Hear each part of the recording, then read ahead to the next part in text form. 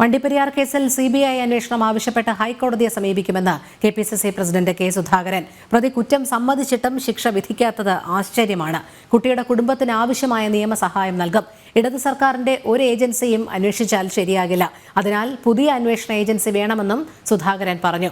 വണ്ടിപ്പെരിയാറിൽ 6 വയസ്സുകാരിയുടെ വീട് സന്ദർശിക്കുകയായിരുന്നു കെ സുധാകരൻ. തീർത്തും ഭരണകക്ഷിയുടെ സ്വാധീനത്തിന്റെ മുൻപിൽ കോടതി പോലും കീഴടങ്ങിയോ എന്ന് സംശയിക്കുന്ന ആശങ്കാജനകമായ ഒരു വസ്തുതയാണ് ഈ കേസിൽ പഠിക്കുമ്പോൾ നമുക്ക് മനസ്സിലാവുന്നത്.